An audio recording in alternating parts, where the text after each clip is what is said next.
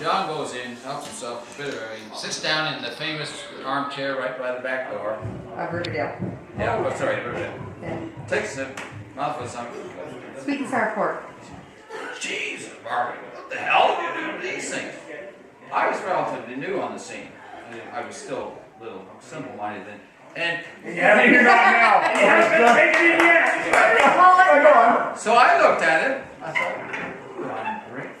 Barbie, Yeah. to God is, Margie's just done it. And he says, Peter, if you don't tell them, they'll make them again. Peter has told that story, I would say, like 6 times a year, no matter it, because it is a great, great story.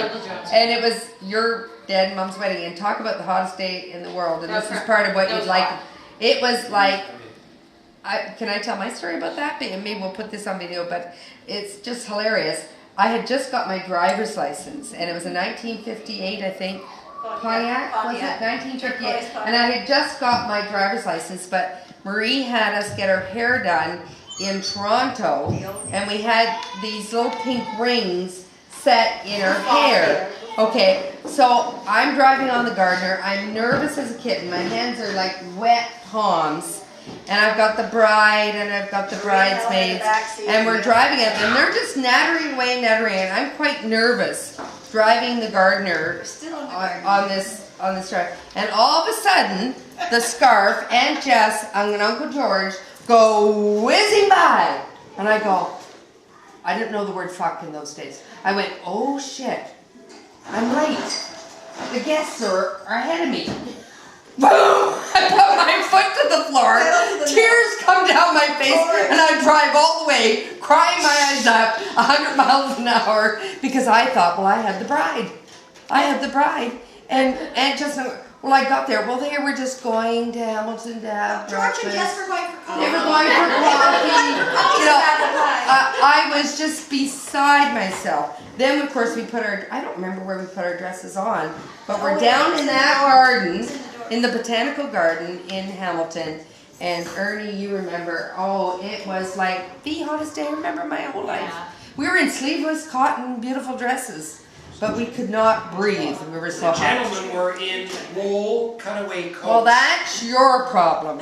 We were hot in our sleeveless dresses. And striped trousers, a morning outfit, and it would have killed her. So I'm driving out, and Adele's sitting there, and Adele's saying, it's hot, and I'm going, you're hot, I'm hot. Adele said, no, this is hot. I said, I don't know. This is hot. They had 3 This pieces. is really hot. I said, well, how hot is it? She says, I'm taking off my pantyhose. And we're driving down the QE. Well, you were like, she's got her feet up on the dashboard. I don't want to hear how hot it was. hey, Trevor! So she's pulling off these. Uncle Peter, speak up! Will you, Uncle Peter, speak up! She's pulling off these pantyhose, and along goes a transport truck. The guy goes,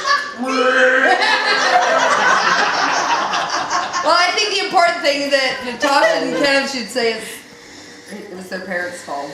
They were all a mess. It was unbelievable. But the party was back at Riverdale. And for those who remember, Riverdale did not have a finished basement. It did that. It was concrete wall. It was brick walls and concrete floor. The floors were painted, the walls were painted, and then a plastic flowers. Drapes went down one wall, and that's where the party was held, and it was a ball. It was a ball. You guys want to go downstairs right now? Yes. We can relive it right now. We got that basement. Yeah.